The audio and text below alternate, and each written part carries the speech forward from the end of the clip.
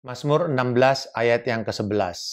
Engkau memberitahukan kepadaku jalan kehidupan. Di hadapanmu ada sukacita berlimpah-limpah. Di tangan kananmu ada nikmat senantiasa.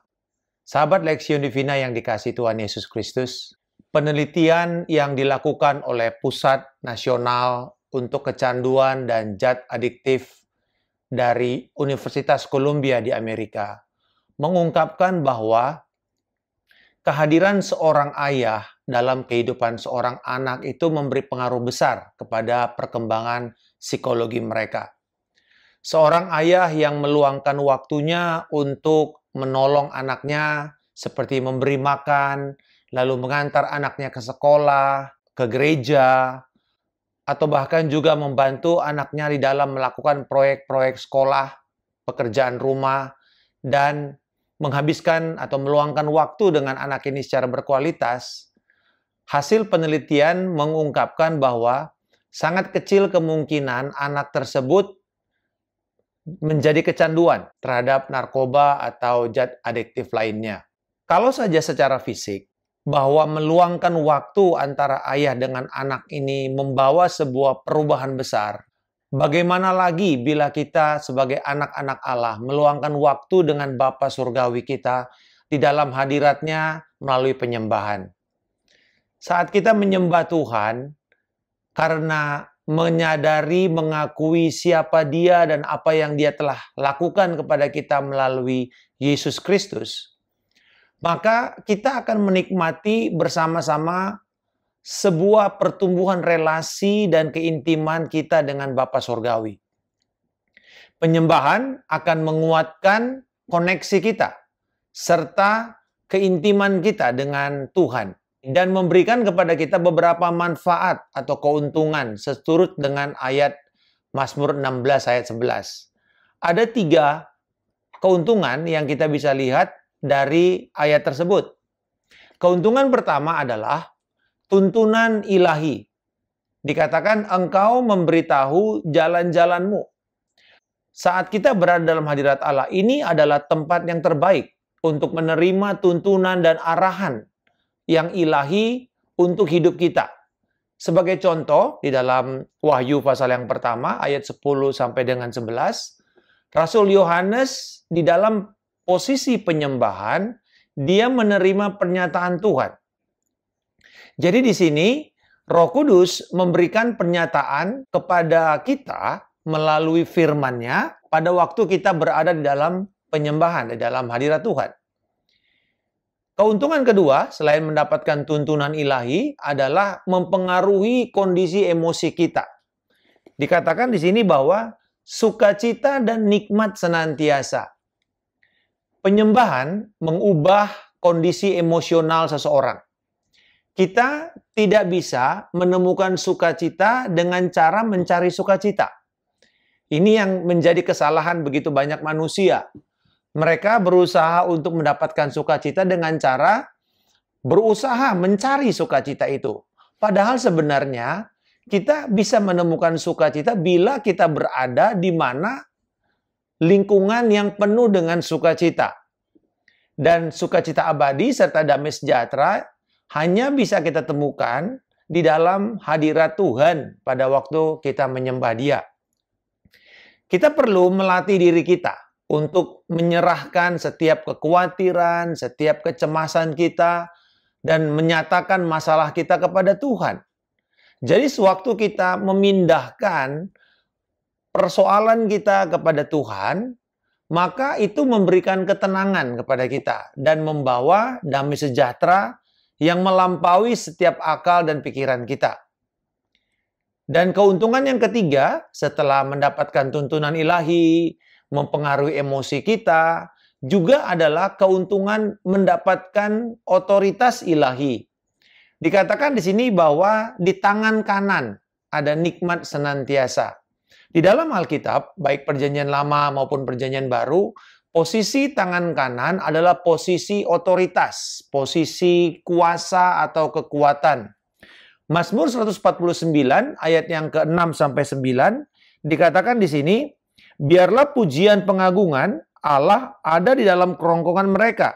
dan pedang bermata dua di tangan mereka. Bicara mengenai firman. Jadi ada pujian, ada pengagungan, ada firman. Dikatakan tujuannya untuk melakukan pembalasan terhadap bangsa-bangsa, penyiksaan-penyiksaan terhadap suku-suku bangsa.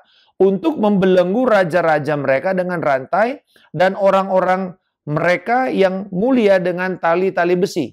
Untuk melaksanakan terhadap mereka hukuman seperti yang tertulis. Itulah semarak bagi orang-orang yang dikasihinya. Haleluya. Nah, di sini kita bicara bahwa pujian, penyembahan, deklarasi firman, bagian dari ibadah penyembahan kita, sebenarnya memberikan kita itu adalah exercise atau melatih otoritas yang Tuhan sudah berikan di dalam Yesus Kristus kepada kita. Pada waktu Yesus mengutus murid-muridnya, dia mengatakan segala kuasa baik di sorga, di bumi, diberikan kepada Yesus Kristus. Lalu ketika Yesus mengutus murid-muridnya, berarti dia juga memberikan otoritas kepada mereka.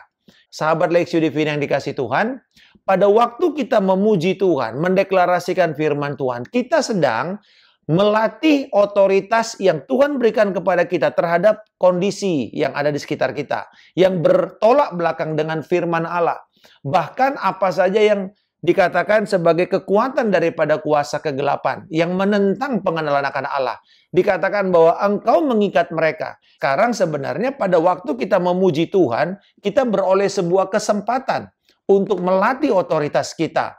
Dan saya mendorong setiap kita di sini bahwa menyembah Tuhan bukan sekedar sebuah ekspresi emosi, tetapi juga menjadikan kita sebagai anak-anak Allah yang mengerti berjalan di dalam otoritas penuh di atas firman Tuhan ini. Bagaimana kita mengeksekusi kebenaran dalam kehidupan kita. Penyembahan akan mengubah kita dari kemuliaan kepada kemuliaan. Saat kita masuk di dalam penyembahan dan memandang hadirat Allah, itu ibarat kita berdiri di cermin. Sahabat Lexio Divina. Di mana kemudian bayangannya itu, pantulannya itu akan mengubahkan hidup kita. Kemuliaan Tuhan yang memancar dari penyembahan itu akan memancar balik kepada kita, dan kemudian hidup kita diubah oleh kemuliaannya dari satu kemuliaan kepada kemuliaan berikutnya. Dengan kata lain, penyembahan akan membawa kita kepada perubahan besar setiap hari. Saat ini sahabat Lexio Divina yang dikasih Tuhan Yesus Kristus, kita punya kesempatan besar. Ada manfaat yang luar biasa untuk kita bisa nikmati pada waktu kita masuk di dalam penyembahan. Manfaat pertama tadi, kita bisa mendapatkan tuntunan untuk setiap keputusan-keputusan yang akan kita buat setiap hari. Mari kita masuk ke dalam hadirat Tuhan, kita menyembah Dia dan mendapatkan pernyataan Tuhan lewat firman. Yang kedua, kita mengalami perubahan, sukacita, damai sejahtera akan terus Tuhan berikan kepada kita. Emosi kita pun menjadi stabil. Dan yang ketiga, bahwa kita melatih otoritas yang Tuhan berikan kepada kita sebagai anak-anak Allah dan mengeksekusi kebenaran dan janji Tuhan ke dalam hidup kita. Bapa di sorga, kami bersyukur bahwa Engkau merindukan kami untuk berada senantiasa di dalam hadirat-Mu. Membangun relasi yang intim dan koneksi yang kuat dengan Engkau. Kami bersyukur di dalam hadirat-Mu Engkau menyediakan tuntunan ilahi dalam setiap keputusan yang akan kami buat. Engkau memberikan kepada kami sukacita, emosi kami berubah dan membawa energi yang positif kepada banyak orang. Kami bersyukur di dalam hadirat-Mu, Engkau juga memberikan kepada kami kemampuan untuk mengeksekusi otoritas kebenaran yang Engkau sudah berikan kepada kami sebagai anak-anak Allah. Kami berdoa Tuhan, bahwa kami akan terus merindukan, membangun hubungan yang intim di dalam penyembahan kami kepada Engkau. Terima kasih Bapa yang menginginkan kami berada bersama-sama dengan Engkau setiap hari. Di dalam nama Tuhan Yesus Kristus, kami telah berdoa dan mengucap syukur. Haleluya. Amin.